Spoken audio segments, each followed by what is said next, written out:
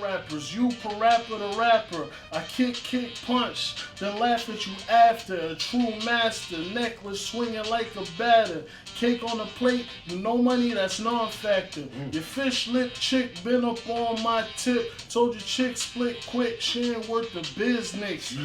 A business in the city, come to the Wave Show. No time a Big Willie, come to the Wave Show. You got a message for the people, come to the Wave Show. You could be black, white, red, blue, come to the Wave Show. It's all love, we wanna meet you. Come to the Wave Show, come to the Wave Show, come to the Wave Show. Hello, hi, my name is Jamal Smith, and I want to welcome you guys back to the Wave Show. We got an artist for you guys today, and I want to give him a chance to introduce himself. I go by the name of Reid Roses. Okay, so Reid Roses, you know, we're gonna get some ideas of where he's coming from with music, the passion behind it, just to show some of our viewers who ever thought about becoming a music some inspiration. So, the first question I want to ask you is, you know, what's your background? So my background is Jamaican. Okay. My parents are from Kingston. They migrated here in the 70s, so. But there's a whole lot of mix-up in my background. You know, Jamaicans, there's Irish, it trails back.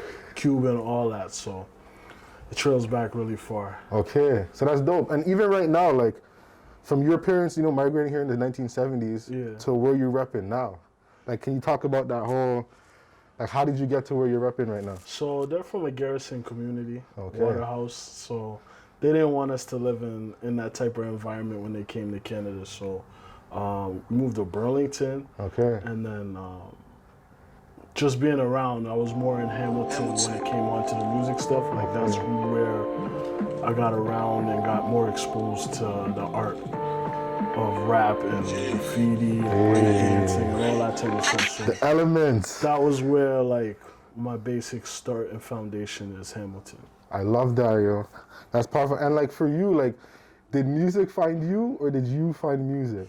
No, I truthfully, like, I was a kid that was always in love with music since I was a kid. Like, my dad used to play all his reggae LPs and all that, so first love was reggae music, then it moved over to rap, and it's like, I'm the youngest of 5, so my sister was rapping, there was all rap through the house, so I just heard a lot of music coming up, and that was me. I always loved music. So the whole culture was around you then? Yeah, man. That's fire. It was still eminent in the house. Even though I was in the burbs and outside of the community, it was still really prevalent in my house. And that's funny, because you said reggae was your first genre that you kind of fell in tune with, right? Yeah, like Bob Marley, Peter Tosh. The classics. Yeah, because that's what you grew up listening to, right? Yeah. And you kind of find your own style after. But it was actually, I can't really say it's the first, but like my dad's music was more prevalent in the house, and then my sister was listening to R&B, rap, whatever. Because I was going to say, usually it's the R&B, right? The love songs get you, you know? It's a mix of everything. It's a mix of everything. Yeah. But what I remember, what they tell me is I thought I was Bob Marley when I was young. So for real, man? I used to make guitars and run around the house and all that. Do you remember what song it was? I don't know. If you had to say all types of songs. Okay, so then look at it like this. If you had to say right now, which Bob Marley song resonates with you the most? I don't know. He has all types of classic material, so I couldn't tell you, but I still listen to that music to this day. Like, that's like my comfort music when I'm driving or at home cooking or whatever. That's it. You see, and that could always stem from back in the days in your childhood. Exactly. You know, exactly. And even looking at you know, what was it about music? Like, what was the music doing for you that kind of drawed you into it? I don't know. Music has just such a spirit. It's so calming, soothing. There's music for every situation. Like, it's just, I don't know. It's just it for me. Like, I always loved music and wanted to do music or be a part of it, know more about it, like know who the producers were, understand how to engineer. Like, I just wanted to be a part of music somehow. Yeah. So. That's huge, and that's huge because, and that's why I asked, you know, the music find you. It's almost like you guys both met halfway. Yeah, right? But I pursued it for sure. Yeah, so you had that drive for I was reading Source magazines when I was like in grade 3. Oh shoot! Like, yeah, I was that type of kid. In like, Source magazine, and that was that those times that was like if you want to know anything about music, go to the source. That's the Bible. That was the Bible. Yeah. Because my sister, like, I'm the youngest by 9 years, so Yeah. I kind of grew up fast. Like, I hear so that. I was doing what I was trying to catch up to my brother. Mm. And he was into the music. He was making mixtapes. He's listening to mix shows. That's dope. So if I'm 5, he's 16 or he's 14. So Oh, so he's showing you a lot of game. he showed me all the classics, and that's how that kind of shaped my sound now. But Yeah. we get into that. For Okay. So I like that, yo. Yeah. And again, that's like, and you need sometimes, they say stand on the shoulders of giants, right? You got to be able to sometimes stand on someone else's shoulders to kind of see farther.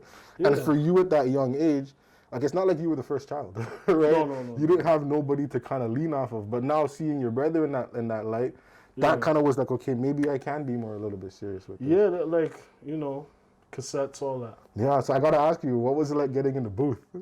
I had prepared for that for a long time. Like, we were recording on our computer, little microphone for years and all that. So when it came time to get in the booth, I was already like ready. I was already seasoned, right? And the first booth was like made out of like sheets and everything. Those are the classics, it wasn't no real booth, but over time as you get better and your talent progresses and you start going to real studios and you're like, wow, I fully made it. Like, this is a $1 million board right here. This is where whoever recorded, because I've been to all types of studios, so. That's dope. You know what I mean? And again, it kind of like stretches your vision, right? Yeah. And the whole level up in production. For sure, but just the level up of coming from a closet or a basement or a homemade studio to really be in the studio paying for engineers and whatnot, like. And it makes it more real, right? Yeah, for sure. Right, and it kind of makes it easier to say, okay, look, and I'm sure you're not in there by yourself either, right? No. You're in there with other people that kind of have either they know more of what they're doing with it, or they're starting off just like the average person, right? Exactly. So that's huge. So it's that whole networking environment. Yeah. Right, because there's a lot of networking that happens in the booth, right, or the studio. For sure. Right. If you're in the studio, you're gonna see people there. You're gonna hear music. You're gonna run into somebody. You're gonna create those bonds. So. Studios it's like a barbershop atmosphere, I like a lot that. of talk, I a lot like of that. vibes, it's all that. So, and even just to kind of, like, I want you to clarify more, like, what was it like, recording your first music and hearing it back? Well, recording the first music, like, hearing it back, you would hear your voice for the first time and kind of see what you like and you didn't like. Yeah. I don't think I liked my voice at first. What was that? But I got accustomed to it. Why didn't you like it? You hear your voice differently than you hear it on the playback. That's true. So it was totally different than what I expected. Maybe a little more froggier, maybe a little, like, it wasn't what I expected. Yeah. But, when I started rapping, like actually rapping, I kind of had like more of a freeway tone. Okay. My voice was more high pitched, so. Okay. So and even I want to talk about it because when you first started rapping, like how long have you been writing for? Probably since high school. High school. Yeah, probably since high school, like midway through high school. Like we used to just rap, I used to just try to freestyle and. Okay. Back in the school. Yeah, you know what I mean? Like we had a freestyle challenge at school. That's sick. All that, so it was dope. Like, but it was really my cousin who was in it. So, yeah. Because it's interesting when you listen to the quality of music. Like it sounds like you've been rapping, No. I've been working on my craft. And that's what I'm saying. It's like let's just say you weren't working on your craft, right? And you are where you're right now. It's like holy crap, like it's detailed. You know what I mean? Yeah. But on the other side of the coin, like it's not like it was handed to you. No. Like you spent time behind that. Well, I could tell you about 3 or 4 CDs we lost in the studio just due to like wiring problems or hard drives blowing out. So it's like I have a lot of unreleased material that will probably never see the light of day. It's not at the level that I need it to be. So it's like I'm not putting it out, but from listening to that and just trying to get better. Just always trying to get better and trying to switch my flow and listening to what other people told me about my music. Yeah, and like that feedback is good, right? Sometimes there's negative feedback, which can empower us sometimes, but also there's just the positive feedback. But the weight of the positive feedback, I mean, how much did that help you in your career? I mean, everybody loves positive feedback. Yeah, I man. mean, The affirmation. even when I dropped my last single, it was like it feels like it's your birthday on Instagram or something. You know, Yeah, like everybody's celebration. messaging you. You get those fire emojis, and it just feels good. So it kind of propels you to continue. Yeah. But I'm kind of weird in where I like the negative feedback as well because I just want to be better. Yeah. So I'll take the constructive criticism, Yeah. not negative, but constructive criticism, and try to like implement it. That's dope. And even is there like, and the criticism is healthy, right? Yeah. It all depends on how you take it. Yeah. But I heard someone say, I was reading a book and it said, when someone tells you something about yourself, just tell yourself half of it is true. It'll hurt less. It makes sense. I mean, you need it, right? but most of the time, I'm getting constructive criticism from people that I trust. There we I don't go. just listen to like everybody on these social media platforms and whatever. Like I'll ask my people and be like, well, "How do you feel about this?" And they say, "Well, you could have said that better." And when I'm recording, I normally have my guy with me, LEGs. He's supposed to be here, but he couldn't make it. That's all right. That's all right. He's normally with me, so he knows exactly how I'm supposed to sound or what my cadences are supposed to be like. Not to say we write together, but he'll know, like, all right, you should have said that like this, and I'll listen to him. And you said he's your producer? No, he's like the other artist that. Oh, that you work with closely. So I had Okay. when I started, I was in a group of 3 called Family First.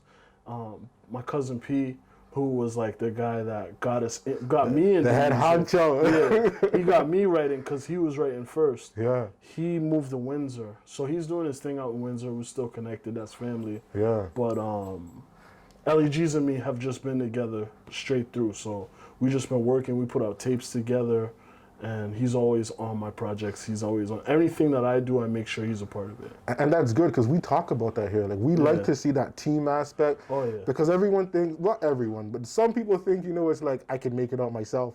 But the reality is like sometimes you need people around you that can help lift you up. Oh, for sure. Right? For sure. Because I'm sure like he sees things that you may not see, and it's the other way around. But you were gonna say something, sorry? Well, there's been times when we both wanted to quit and stop, and we kind Wow. of been each other's crutches and telling them, don't quit. That's You huge. got it. Because sometimes the feedback isn't what you expected, and you work so hard, and you might get 10 likes, and you're like, geez. Was it something I said? Is it worth all this money I spent? Like, I don't know. So it's like, we just have each other on like a brotherly tip like that. That's good, man, and that's healthy, and we need more of that nowadays, Yeah, right? well, yeah, for Like sure. it's already hard out there as it is, so we need is to kind of lock certain people in For sure. and stay around. But what I want to ask you too is what are the 3 top artists that you would say that kind of like influence your career or your rap style?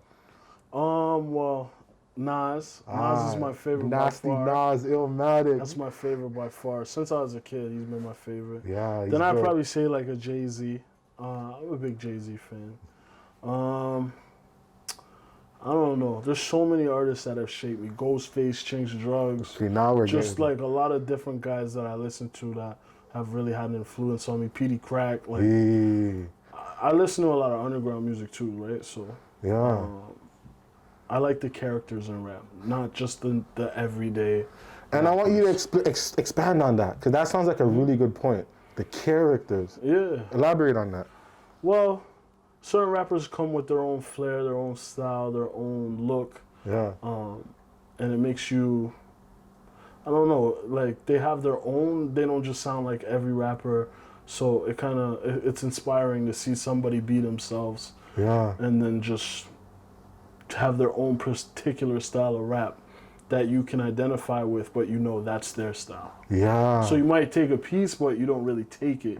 You just appreciate it for what it is. And it's almost like you're appreciating the art of it, right? Yeah. Like that detailed, like, okay, this is why, this is shaped like this, or this is why he does this in his music. Yeah. And it's almost like music creates an entity, right? Yeah, for That, sure. that you can kind of take in and kind of like grasp onto. Mm-hmm. So that's a big point. So you gave us more than 3. I can't just be because there's so hard, many. it's hard. Prodigy from Mobb Deep. Yeah. Just so many rappers that have influence, or I've tried to emulate some of this stuff, especially when I was younger and I was trying to find my own voice. Well, this is where they say, like, why reinvent the wheel? right? Like you want to still grab the fundamentals and then Right. build on it and put your personality, Right? right? And even as I'm listening to your music, it comes across like that because Yeah. most people don't know when we look at like rap, right? Yeah. R-A-P, they don't understand it's rhythm and poetry. Yeah. But when I listen to your music, it's like you get the best of both. You get a vibe, and then we Yeah. could turn up if we need to. Yeah. So kind of create how you kind of came around with that and how you developed that. Well, my music is just basically my life. Like, it's not always gonna be drab. It's not always gonna be me trying to teach a lesson, or Yeah. sometimes I want to turn up. Sometimes I want to feel good. When I make projects, I try to make different types of records to fit one project. I want the sound to be kind of like one exclusive sound, Yeah. but I want different records that different people can identify with, and I just use the music as like a place to just vent and just create my art, I guess. And that's good. It's like an outlet, right? Yeah, it's definitely an outlet or a vehicle for me to just express myself. And I like that, the vehicle concept. Because it almost sounds like you're going on a journey. Right? Like you might be in one spot in your life, and then, you know, next couple of years you're in another place, and you're just driving along the way trying to figure it out. Well, that's what I try to make my tapes. They all, like when I make a tape, I try to make it like a journey, like you're on it with me, but like it's not gonna sound like the next one. The next one's gonna sound totally different. A whole different journey. It might sound totally different. Like my first tape was very boom bap, and my second tape was more West Coast kind of feeling. And then this next one that I'm gonna do, I'm not exactly sure. Okay. Like it's more, I guess it would be more of an emotional ride during this COVID. And we'll talk about that, right? Yeah, we'll talk for about sure. that. But what I want to do is I want to dive into the music. Yeah. Because the music, like I was listening to the track Raw, R-A-W. Yeah. How did that song come to be? So, I had two producers that, well, we had a unit at one time. We had a little studio unit, Chef Bayer, Solomon Beats, and Mike F. the Hitman.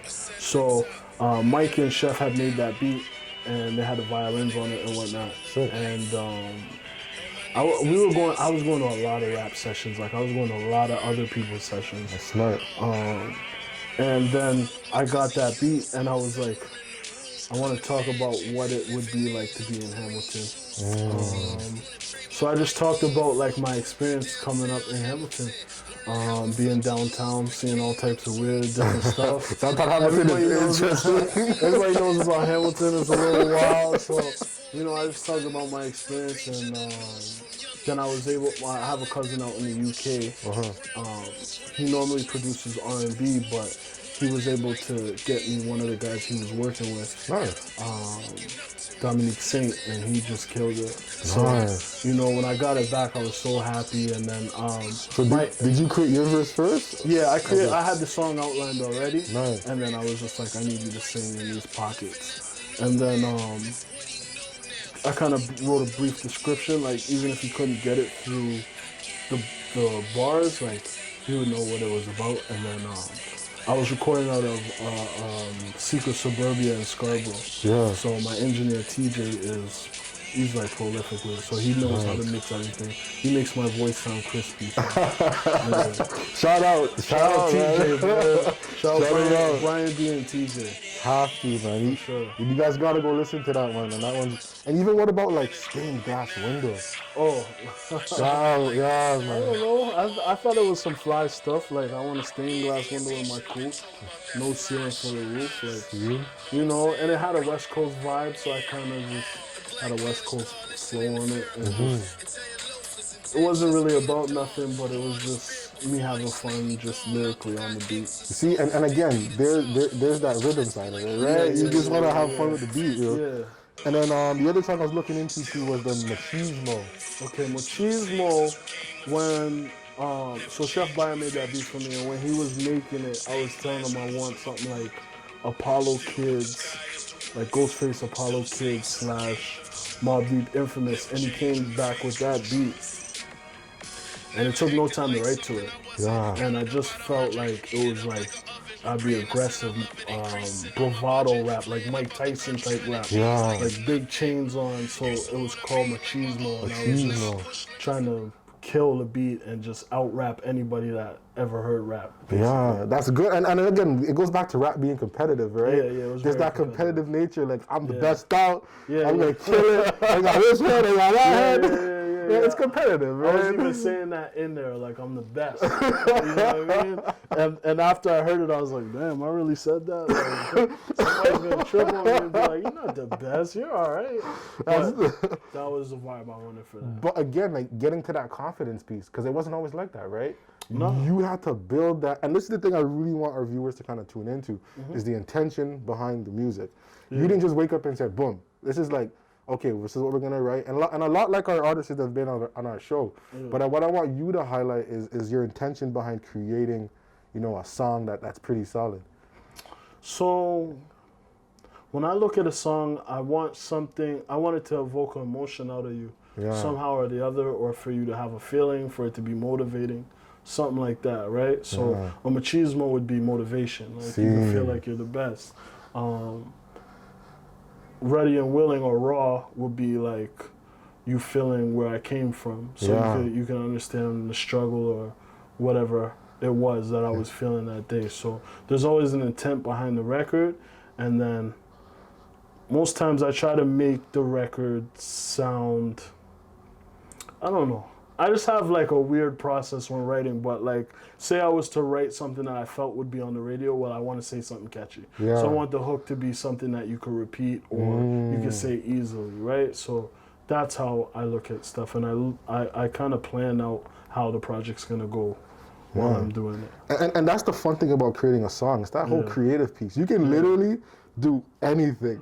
Like you just take a bunch. It's like when when kids are playing with blocks. They just throw them out, recreate, tear it down, and just do a whole nother project. For sure. So even looking at like the song Slow It Down. Slow It Down. Yeah, like what was the concept behind that? Slow It Down was kind of a message. A lot of violence going on, a lot of gun violence, a lot of stuff going on in the streets. I lost a couple friends, so it was more like we wanted to give.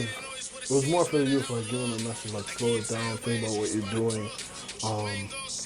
But I didn't want it to be preachy, so I kind of just. I'm more of a storyteller, so I just kind of told the story on it and kind of like blended it in. And for some reason, I had Slow It Down in my head because I listen to a lot of battle rap. So, you know. So, I forget whose punchline that is. Now we're talking about competitiveness. That's huge, man. I like that concept, man. And even the last song I want to ask you about is the one Made Me. Right? Oh, yeah. Like, how did you kind of... When I basically heard it, it sounded like being out on a boat. You know what I mean? It sounded like kind of like the life Rick Ross would live, like that luxurious lifestyle. So I wrote kind of like that, not really, but kind of like that. And then my boy, Sean, he can sing. So, okay, R&B again. Yeah, so he can do the hook for me. So I just told him what it was. He sent me the hook. I didn't love it the first time, I'll be honest. And then he sent me another one. I was like, that's it. That's it. So it was same bravado, like, look at what you made me. Yeah. You know what I mean? You can't break me. Like, I'm going to make it success. I really like motivational music. So. Okay, and I want to tap into that too in a bit. But again, it's like you need that reaffirmation, right? Music gives you that energy. And what I want to look at next is the one you just came out with, Blurry. Blurry, yeah. Yeah, like how did the visuals come about for that? I want to ask you a couple of questions. Like, how did the visuals come around for it? And what was it like finding the right team to work with to create it? So Blurry was like my old hip hop. If you heard the hook, it has scratching, it has Nas, that old school feel, Raekwon. It felt like kind of like DJ Premier. So when I said that, when I asked my man what should be my single, he said that. So I said, all right, how would we do the visuals to make it cool?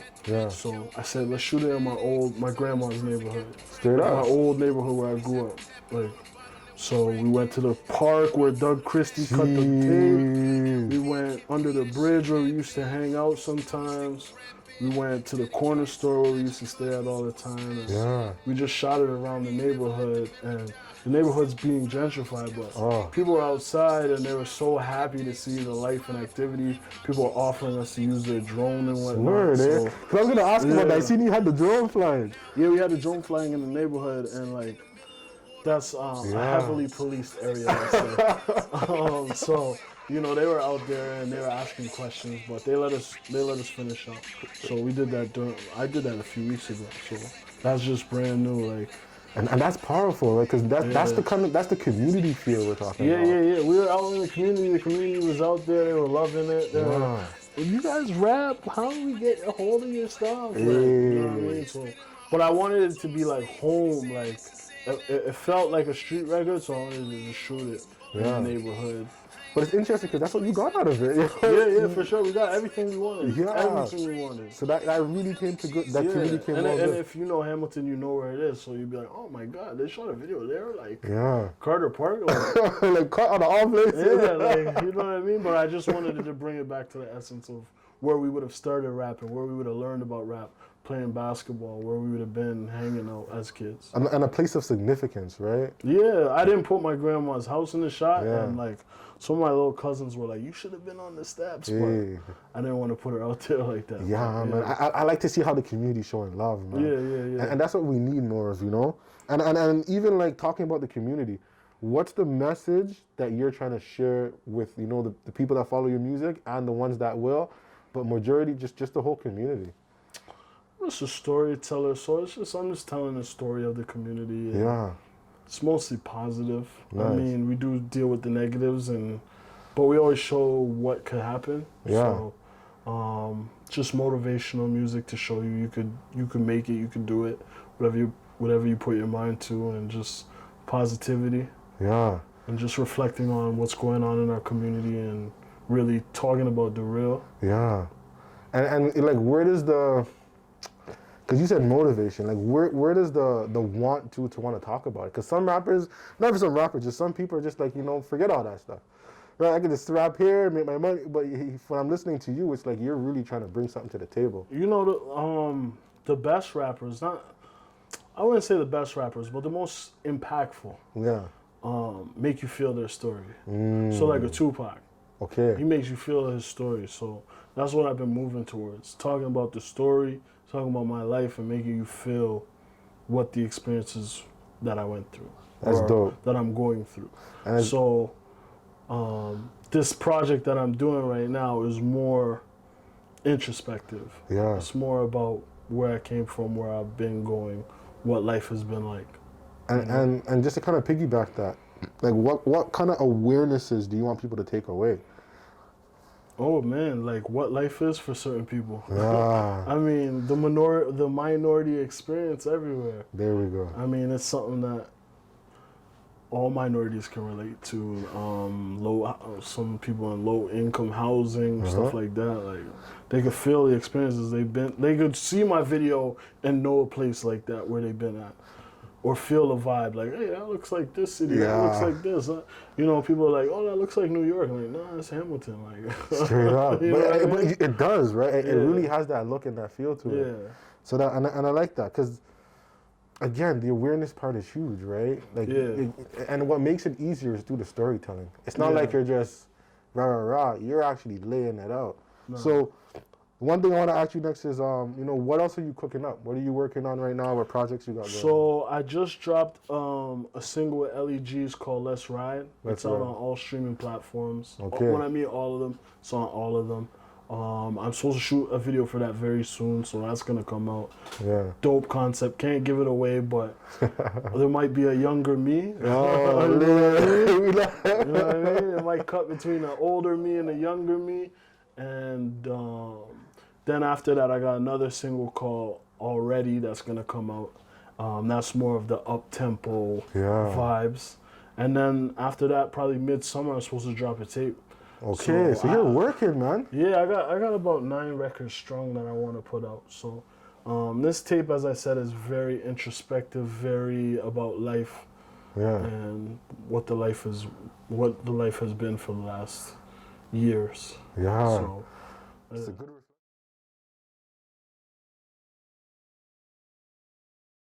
a camel with no hump, Reebok with no pump, leave a chump slump when he jump off the funk. Oysters and conch, purple Kool-Aid, made that shit crunk, mad kicks in the sobs, trunk. My dungarees stuffed with cheese, I'm stacking G's. On my G with your G on the side of me.